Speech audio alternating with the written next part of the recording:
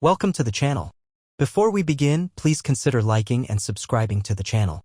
It means the world to me as I can continue to write stories like these. I will not spoil it, but I think the ending will leave you shocked. Let me know if you enjoyed it in the comments, and don't forget to let me know where you're watching from. The blizzard's embrace. The wind clawed at Alara, each gust a frigid fist trying to rip her from the precarious mountain path. Snow, thick and blinding, plastered itself to her eyelashes, blurring the already fading light. Her heavy cloak, soaked through despite its wool, offered little warmth. Each breath burned in her lungs, a testament to the altitude and the biting air. She pressed a hand to her swollen belly, a silent reassurance to the life within. "Almost there," she whispered, though the words were lost to the howling blizzard. Hope, once a bright flame, flickered dangerously low. She'd been walking for hours, driven by a desperate need to escape the shadow of her past and find a place where her child could breathe free. The promised haven, a small, secluded cabin nestled in the valley beyond the pass, felt miles away, a cruel mirage in this white hell. The landscape was a monochrome canvas of white and gray, the only landmarks obscured by the swirling snow. She stumbled, her worn boots losing purchase on the icy ground. Pain shot up her leg, a sharp reminder of her exhaustion and the heavy burden she carried. Tears, hot against her frozen cheeks, threatened to spill over. She brushed them away fiercely. Crying wouldn't help. Only forward momentum would. She remembered her mother's words, etched into her memory like carvings on a tombstone. A meadowsweet always finds a way. Alara was a meadowsweet, and she would find a way. She had to. She pushed on, leaning into the wind, her gaze fixed on some invisible point in the distance. The rhythmic crunch of her boots on the snow was the only sound that penetrated the storm's relentless roar. Hunger gnawed at her insides, a dull, persistent ache. She'd rationed her meager supplies carefully, but the journey had taken longer than anticipated. Suddenly, a sharp, searing pain ripped through her abdomen, stealing her breath. She gasped, clutching her belly. It couldn't be. Not yet. She wasn't ready. She needed to reach the cabin, to find shelter, to prepare. Another contraction, stronger this time, doubled her over. Her knees buckled and she sank into the snow, the icy crystals instantly soaking through her trousers. Panic flared, hot and suffocating. She was alone, exposed, and utterly terrified. A wave of nausea washed over her, followed by an overwhelming urge to push. She squeezed her eyes shut, fighting the primal instinct. It was too soon. The cabin. She had to reach the cabin. But her body had other plans. A warm gush between her legs confirmed her worst fear. Her water had broken. She was going to have her baby here, in the middle of a blizzard, with no one to help her. A sob escaped her lips, a raw, animal sound swallowed by the wind. She was going to die. She knew it in her bones. And her baby. Her mind flashed back to the day she'd made her decision to leave. The suffocating atmosphere of her old life, the gilded cage she'd been born into. The whispers, the expectations, the constant scrutiny. She'd been suffocating, her spirit slowly being crushed beneath the weight of tradition and obligation. Then there was Thomas, her betrothed. Handsome, charming, and utterly devoid of empathy. He'd seen her as nothing more than a prize, a means to an end. Their wedding was to be a grand affair, a political alliance disguised as a love match. But Alara had seen the emptiness in his eyes, the cold calculation behind his smile. She'd discovered she was pregnant shortly after the engagement announcement. Initially, terror had consumed her, trapped even further. But then, a flicker of defiance had ignited within her. This child, this tiny life growing inside her, was hers. Not Thomas's, not her family's, but hers alone. She couldn't raise her child in that stifling environment where every breath was dictated, every thought controlled. She wanted her child to know freedom, to experience the world without the suffocating weight of expectation. So she'd run, sold her jewelry, packed a bag, and slipped away under the cover of darkness, leaving behind everything she knew in search of a better life. A life where her child could be free. Now, lying in the snow, the blizzard raging around her, she wondered if she'd made the right choice. Had her desire for freedom condemned them both to death? Another contraction ripped through her, more intense than the last. She screamed, the sound swallowed by the storm. Her body was no longer her own, driven by forces beyond her control. She was being torn apart both physically and emotionally. She closed her eyes, surrendering to the pain. She was alone, afraid, and utterly exhausted. The blizzard's embrace was tightening, drawing her into its icy depths. Darkness beckoned, a welcome respite from the pain. She had failed. A cry on the wind. A mournful keen echoed off the walls of Finn Blackwood's cabin, the wind a constant thrum of the desolate void left by Eliza. 3 years now. 3 years since her laughter had ceased to paint these rooms, since the aroma of her spice cakes had vanished from the air, since the comforting pressure of her hand in his had last eased the night. Only the Arctic gust dared intrude now. He remained by the cold hearth, the fire a paltry ember compared to the inferno he once fueled for Eliza's delight. She craved the warmth, relishing close companionship and the telling of tales, her eyes alight with reflected flames. He shut his eyes, the vision a sharp, phantom ache, a constant reminder of irretrievable loss. He tried to freeze this moment. Her knitting lay patiently in the basket beside her well-worn chair, her cherished teacup perched untouched on the shelf. Yet dust accumulated that would succumb to age, and the silence became a malevolent entity, waxing stronger with each sunrise. He was splitting logs, a futile attempt to fend off the encroaching chill, when a sound pierced the storm's fury. Initially, he dismissed it as a cruel trick of the wind, another echo of imagined solace within the gale's symphony. However, it surfaced again, a fine, wavering note nearly devoured by the blizzard's rage. A cry. He froze, axe poised. A cry? Out here? In this tempest? Insanity. No soul in their right mind would venture onto the mountain path in such conditions. He assumed it was his sanity fraying at the edges. Solitude had gnawed too long. He lowered the axe, his heart leaden. He listened intently. It came again, fainter, bordering on a whimper. Undeniably human. Hesitation dueled with fragile hope. Hope, a long-dormant sensation. A dangerous intoxicant readily dashed, leaving a deeper, more desolate emptiness. Perhaps an animal, hurt and astray. Perhaps nothing at all. He glanced back at the cabin, at the hesitant glow spilling from the window, the fragile haven it promised. He could remain, secure and shielded, feigning deafness. The sensible path. But Eliza wouldn't have. An unshakable conviction settled deep within. Eliza never averted her gaze from suffering, never ignored a whispered plea regardless of its source.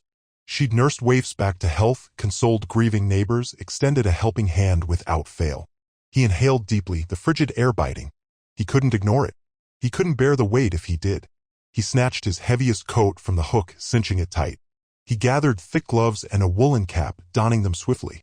He secured the axe, its familiar heft centering him, and the oil lantern. Ice feathered the glass, but he cleared a peephole with his thumb, revealing the small, dancing flame within. He paused at the threshold, a final hesitation before plunging into the storm's maw. The wind assaulted him, stealing breath and whipping exposed skin. The snow was a white maelstrom, a disorienting swirl threatening to rob him of direction. He held the lantern aloft, its beam a fragile defiance against the encompassing dark. He strained to hear above the wind's shriek. The cry echoed again, more distant now, nearly swallowed. It seemed to originate up the path, toward the perilous ridge. He advanced, his boots sinking into the drifts. He knew this route by heart, every convolution, every hidden pitfall. But the blizzard had distorted all, burying markers and unveiling new hazards. He moved with excruciating caution, the axe a probe, testing the path ahead. Every step was a laborious victory, a defiance against the elements and the gnawing fear that he pursued a specter, a fabrication born of isolation and lament. Yet he persevered, driven by a tenuous spark, and the memory of a woman who would have shared his course. Rescued from the storm, the gale mauled Finn, each blast a bitter assault intent on wresting him from his mission. The lantern offered a meager pool of illumination, barely denting the spinning white pandemonium. He lurched ahead, air snagging in his chest, the distant cry still ringing in his ears, a subtle command impelling him. So faint, so easily dismissed as a mournful keen carried on the tempest's breath. Yet he remained convinced, unshakably certain someone lay in dire straits out there. He broke through a knot of pines, bowed under the weight of snow like figures in prayer. And then he discerned her. A shadowed form curled against a snowdrift, nearly devoured by the accumulating drifts. He surged forward, heart a frantic drum against his ribs. Kneeling beside her, the lantern's glow revealed a young woman, face wan and sharpened by pain. Her eyes remained shut, lashes glazed with frost. "Hello?" Finn's voice rasped, barely cutting through the wind's ferocity. He nudged her shoulder gently. "Can you hear me?" Her lids flickered, a soft moan escaping her lips. Her lips were the color of twilight, her skin icy to his touch.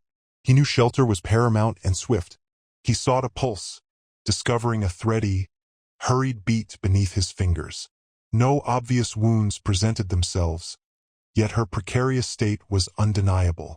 This biting cold would claim her without intervention. Gathering her close, he was surprised by her slightness. Slender, almost breakable. Yet a subtle defiance etched itself in the line of her jaw, even in her unconsciousness. As he lifted her, the gentle swell of her belly became apparent through the thick layers of her coat. Pregnant, the realization struck him with the power of the storm itself. This transcended a simple rescue. It was a desperate race against time for two lives. The feeling of her weight stirred something long dormant within him, a piercing counterpoint to the emptiness he'd carried for years. Not since Eliza had he held anyone this way. The familiar sting of grief threatened to drown him, but he clamped down, focusing on the present imperative. He turned back toward the cabin, the wind now an implacable foe. Each step became a trial, his boots mired in the deepening snow. The lantern swung erratically, painting the landscape with distorted shadows that swirled around him like jeering specters. The blizzard seemed to redouble its efforts, determined to thwart his progress. His muscles screamed, his lungs burned with each ragged breath, yet he relentlessly pressed onward, driven by a deep-seated urge to safeguard the life cradled in his arms. He kept his eyes locked on the faint luminance spilling from the cabin window, a fragile beacon in the swirling white abyss. He faltered, nearly losing his footing, but fought for purchase, teeth gritted against the ache. He had to press on. He couldn't let her down. He couldn't let them down. The cabin felt impossibly distant, a cruel mirage in this tempest. He conjured Eliza's memory, her gentle touch and unwavering spirit. He imagined her urging him forward, reminding him of the kindness he was capable of. Finally, after an eternity measured in pain and desperation, he reached the door. He kicked it inward, the wind a predatory thing as it invaded the small space while he struggled to carry her within. He managed to slam the portal shut, barring the worst of the storm's fury. He stood for a moment, gasping, his body trembling from exertion. The cabin felt welcoming, a haven against the brutal world outside. He gazed down at the woman in his arms, face still ashen, her breath shallow and strained. He'd delivered her from the storm, but the fight was only beginning. He needed to warm her, stabilize her. He needed to help her survive. The burden in his arms felt transformed, no longer simply a physical weight, but a profound responsibility. A sense of purpose that had lain dormant for years. He carried her to the bed, the cabin's sole bed, and lowered her gently. The fire pulsed in the hearth, casting dancing shadows across the walls. He studied her face in the flickering glow, a stranger, yet somehow familiar, someone whose safety he was now sworn to protect. A cabin of hope. Finn hauled Alara toward the hearth, the flickering blaze painting her face with erratic light. Her teeth rattled, a frantic percussion against the wind's mournful cry that assaulted the cabin. He lowered her onto a thick rug, draping her shivering form with blankets usually reserved for the most brutal nights. Kneeling beside her, his breath plumed in the icy air. "Easy," he soothed, unsure if she registered his words. "You're all right now." Her eyelids fluttered, revealing eyes glazed with suffering and bewilderment. "Freezing," she rasped, her voice a threadbare whisper. "So terribly cold." He invigorated the fire, feeding it thick logs until flames surged, bathing the room in a comforting radiance. He seized a kettle, filled it with melted snow, and hung it over the heat. As he moved, a spreading dampness caught his eye. Not melted snow. Dread coiled in his stomach. He knelt beside her again, his hand hovering. "Alara? What is it?" She squeezed her eyes shut, a soft moan escaping her. "The babe, it's arriving." The words landed with the force of a physical blow. "A child." "Yeah?" It hadn't occurred to him. He recoiled, his thoughts a whirlwind. He was a woodsman at ease with axes and timber, not this. Fleeting memories surfaced, fragments of conversations with Sarah, his departed wife. Sarah, who had envisioned their small cabin echoing with children's laughter. Sarah, who had meticulously described the birthing process, her voice imbued with a reverence he hadn't grasped then. He recalled her demonstrating how to support a woman in labor, how to sever the cord, what signs to watch for, but details remained elusive, shrouded by the haze of sorrow. "Finn." Alara's voice, tight with escalating urgency, pierced through his panic. "Please. I require assistance." He forced a steadying breath, battling the wave of helplessness threatening to engulf him. He couldn't succumb. Not now. This woman, this unborn child, depended on him. Right, he managed, his tone surprisingly resolute. Right? I am capable.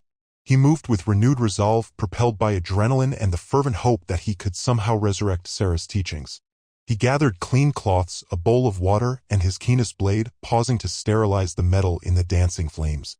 He located a piece of hardy twine and laid it aside. He returned to Alara, his expression set. Instruct me, he urged, his voice a low plea. I recall some things, but I need your guidance. She nodded, her face a mask of agony. Just remain calm. And listen carefully. He knelt, clasping her hand tightly. Her fingers were icy, slick with sweat. He met her gaze, seeking a strength he wasn't certain he possessed. He saw fear lurking there, but also a fierce resilience.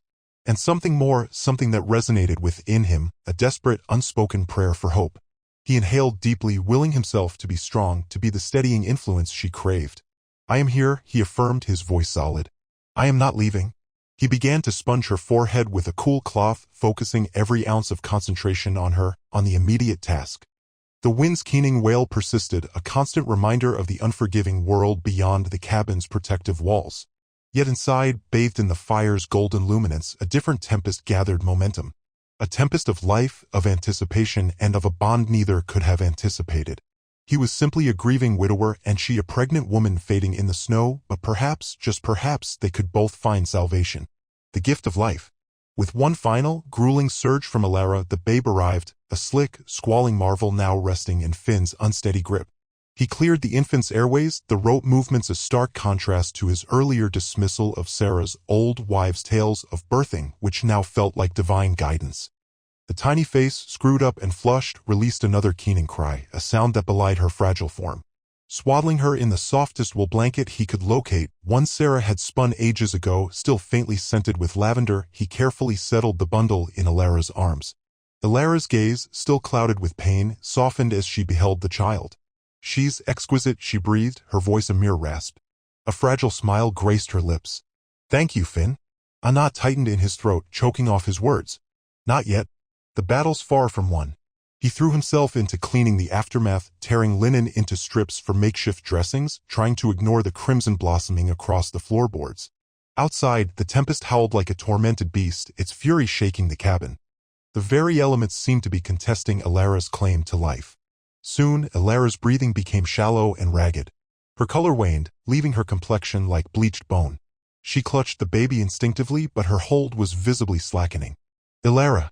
Finn dropped to his knees, his heart a frantic drum against his ribs. He touched her brow, it felt slick and icy. A piercing fear, primal and sharp, cut through the numbness he'd so carefully constructed. Her eyelids fluttered. So weary, she whispered, her voice a ghost. Promise me you'll care for her. Her request landed like a physical blow. He couldn't endure another loss. Not again. Don't talk like that, he choked out, his voice a gravelly rasp. You'll pull through. We just need to warm you up. He heaped more blankets upon her, yet she remained gripped by relentless shivers. He knew it was more than just the cold, blood loss was stealing her strength. He had to act, do something. He recalled Sarah's medicinal herbs tucked away in a weathered box in the pantry. He hadn't touched them since her passing. But he remembered her mentioning yarrow for staunching bleeding. He shot to his feet, his movements feverish. He ransacked the pantry, his hands trembling as he sought the box. A layer of undisturbed dust cloaked it, a monument to years of neglect. Finally, he located it, that would worn smooth with age. Inside, nestled amongst dried leaves and flowers, lay a small pouch marked yarrow. He seized it, his fingers clumsy with haste as he wrestled with the tie. He brewed a potent tea, its acrid aroma permeating the small space. He knelt beside Alara once more, gently raising her head. Drink this, he coaxed, holding the cup to her parched lips. She swallowed feebly, her eyes remaining closed. He fed her the tea, slow and deliberate spoonful by painstaking spoonful, until the cup was empty. He watched her, holding his breath, praying for some sign of improvement. But there was none. If anything, she seemed to be sliding further away. Her breathing grew even more faint, her pallor more deathly. He knew he was out of his depth. Herbs might offer some respite, but she required genuine medicine, the kind he lacked, the kind that resided miles distant, in a town he hadn't visited in years. He glanced at the infant nestled in Alara's embrace, her features serene in slumber. Then back at Alara, her life hanging precariously by a thread. He faced a brutal choice: remain paralyzed and witness their demise, or venture out into the maelstrom, risking his own existence for a chance at salvation. In truth, there was no decision to be made. He cocooned Alara and the babe in every blanket he could muster, securing them snugly within the bed. He donned his warmest coat, grabbed his axe, and a handful of dried meat. He cast one final look back, his soul aching with a devotion he believed long extinguished. "I'll return," he rasped, his voice thick with emotion. "I swear it." Then he plunged out into the raging storm. A desperate journey. Finn grappled with the cabin door's stubborn latch as the wind, a ravenous beast, clawed at it. Inside, Alara was swaddled in every blanket he could find. The infant, a pocket of warmth, nestled against her. One last look, Alara's wan face etched in his mind, solidified his resolve. He must. He would. He tugged his fur hat lower, the coarse material prickling his skin. Each exhalation bloomed into ephemeral white puffs, instantly devoured by the swirling snow. He hefted his rifle, the frigid steel a sharp reminder in his gloved hand. Not for game tonight, but for defense against the unseen terrors born of desperation. He plunged into the storm's maw. The blizzard slammed into him, a tangible assault. Visibility shrank to arm's reach, the world a dizzying white void. The path, so familiar, was now a treacherous suggestion. A piercing shriek echoed in his ears, the wind's ceaseless lament threatening to unravel his sanity. Head bowed, he leaned into the onslaught, each step a battle-hard one. "Alara," he murmured, the name a bulwark against the rising tide of fear. The babe, their faces, delicate and trusting, spurred him on. Oakhaven and aid were his only goals. The snow, a relentless tide against his legs, turned each stride into a monumental effort. Muscles screamed, lungs burned from the frigid draft. He stumbled, narrowly avoiding a fall, the rifle slipping. His grip tightened, knuckles bone white. He couldn't lose it. He strained to discern the almost vanished indentations in the snow, ghosts of the path he knew by heart. But the wind, a remorseless sculptor, was reshaping the landscape, turning the known into a deadly labyrinth. Dread crept in, cold and insidious, as he realized memory alone guided him now. Hours dissolved into a single, unbroken torment. The cold burrowed deep, numbing fingers and toes despite layered protection. His face felt like a mask of ice, frostbite a lurking enemy. Forward, always forward. To stop was to succumb. Then he didn't see it so much as sense it. A dark bulk loomed, partially veiled by the whiteout. A fallen giant. A massive pine, felled by a previous tempest, sprawled across his path. Its slick, icy trunk formed an insurmountable barricade. He circled it, seeking passage, but drifted snow had created impassable terrain. No climbing over, no skirting around. He would have to brave the space underneath. Crouching low, he peered into the narrow gap between trunk and frozen earth. It was a tight squeeze, and the risk of the behemoth shifting sent a shiver down his spine. But no alternative existed. He inhaled deeply, bracing himself. The rifle was laid flat in the snow, pushed ahead as an offering. Then he slithered to the ground, the icy bite seeping through his trousers. He began to crawl. The space constricted further than he anticipated. Rough bark abraded his skin.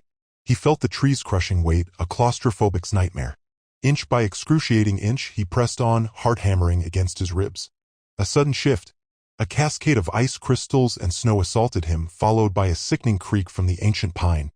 He froze, every muscle locked. The enormous pressure intensified, threatening to collapse his fragile sanctuary. Eyes squeezed shut, he waited for oblivion. But the tree held its deadly posture. He lay there, breathless, body quivering. He had to move now. Driven by raw instinct, he renewed his crawl, scrambling towards the light. At last, he burst free, gulping in the frigid air. He stumbled upright, his legs weak, and gripped his rifle, leaning against the monstrous tree, struggling to compose himself. The wind's keening wail mocked his efforts. He glanced back at the forbidding darkness he'd escaped. Alive. For now. He straightened, the thought of Alara and the baby bolstering his weary frame. Oakhaven remained distant, the tempest unrelenting. His hope, a flickering candle, battled the blizzard's suffocating force. The healing touch. The lantern light flickered weakly as Finn stumbled back inside, the small vial of feverfew clutched tight in his numb fingers. The cabin felt colder than he remembered leaving it, the fire reduced to glowing embers. Alara lay as he'd left her, pale and still against the rough-spun blankets. Only the shallow rise and fall of her chest confirmed she still lived. He knelt beside her, his own body screaming in protest. The wind had stolen what little warmth he'd managed to build up. He couldn't afford to rest, not yet. He carefully stoked the fire, coaxing it back to life with small pieces of kindling until the flames licked upwards, casting dancing shadows on the walls. The air slowly warmed, chasing away some of the biting chill. He unwrapped the vial, the cork proving stubbornly resistant to his trembling fingers. Inside, the dried feverfew smelled earthy and sharp, a promise of relief. He brewed a strong tea, the scent filling the small space, a fragile beacon of hope. Gently, he lifted Ilara's head, supporting her neck with his calloused hand. Her skin felt clammy beneath his touch. "Ilara," he murmured, his voice rough with exhaustion. "I have the medicine. You need to drink." Her eyelids fluttered, then slowly opened. Her gaze was unfocused, distant. He dripped a small amount of the tea between her lips. She swallowed weakly, a tiny spark of recognition flickering in her eyes. He continued slowly, patiently, until the vial was empty. He watched her anxiously, every breath she took a victory. Hours crawled by, marked only by the crackling fire and the soft whimpers of the baby whom he'd named Hope in his mind. He changed her swaddling cloths, a clumsy but careful act. He offered her small sips of warmed goat's milk, surprised by the fierce tug of her tiny mouth. Towards dawn, Ilara stirred. Her eyes cleared, focusing on Finn with a glimmer of awareness. "The baby," she croaked, her voice barely a whisper. "She's fine," Finn reassured her, a wave of relief washing over him. "She's strong." He gently placed the baby in her arms, supporting them both. Ilara looked down at the tiny bundle, her face softening with a love so profound it caught at Finn's throat. "Hope," she whispered, tracing a finger along the baby's cheek. "Her name is Hope." Finn nodded, unable to speak. He hadn't realized he'd said it aloud, that he'd dared to name her, to claim a sliver of joy in this desolate place. The fever began to break. Ilara slept, a more peaceful, natural sleep. Finn stayed by her side, tending the fire, watching over them both. He felt a stirring within him, a long-dormant sense of purpose. He hadn't felt this, needed, in years. Days bled into weeks. Slowly, painstakingly, Ilara began to recover. Finn nursed her back to health, preparing nourishing broths, changing her bandages, and tending to Hope's every need. He taught himself how to swaddle, how to soothe, how to recognize the subtle cues of a hungry or uncomfortable infant. Each small act was a step further away from the frozen grief that had consumed him for so long.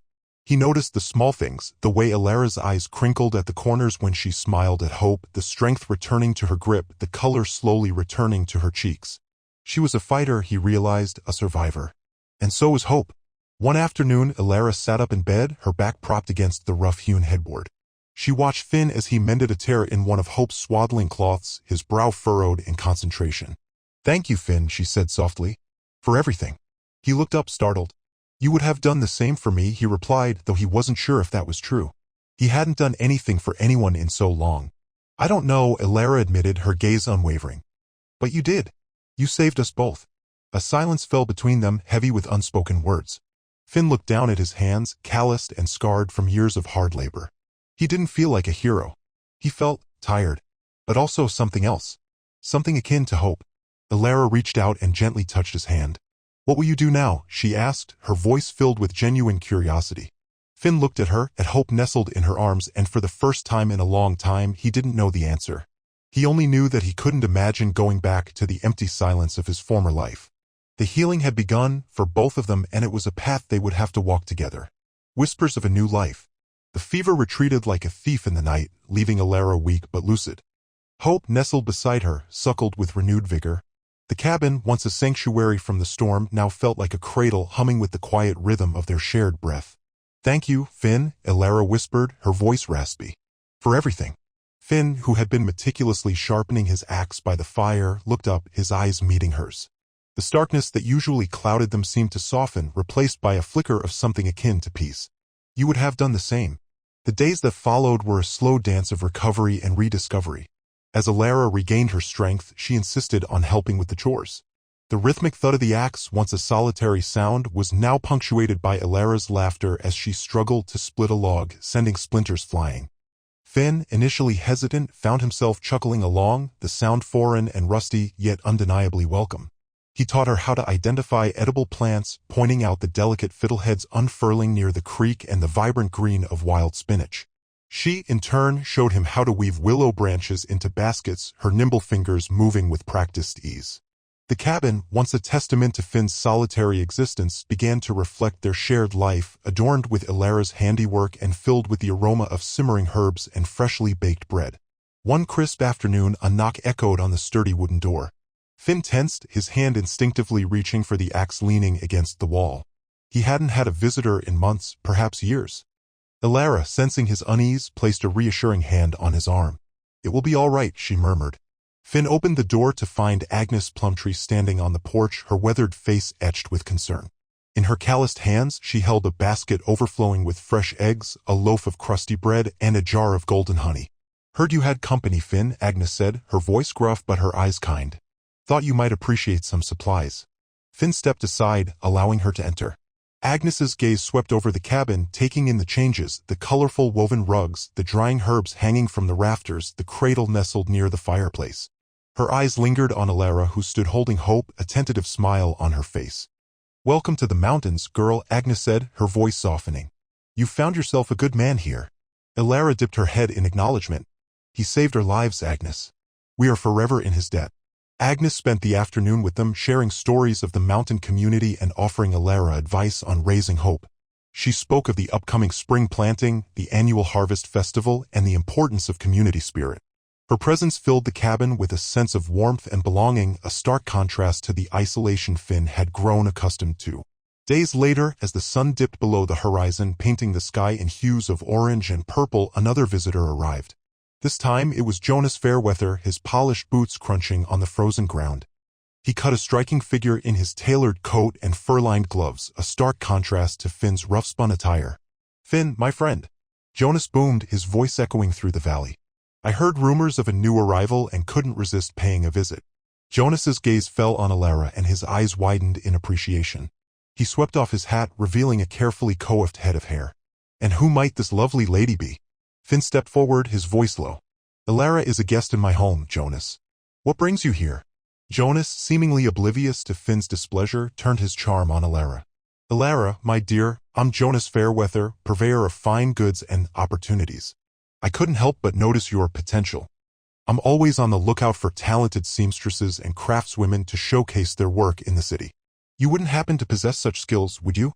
He gestured towards the baskets hanging on the wall. Ilara, intrigued despite herself, met Jonas's gaze. "I have some skill with weaving and embroidery, yes." Jonas's smile widened. "Excellent.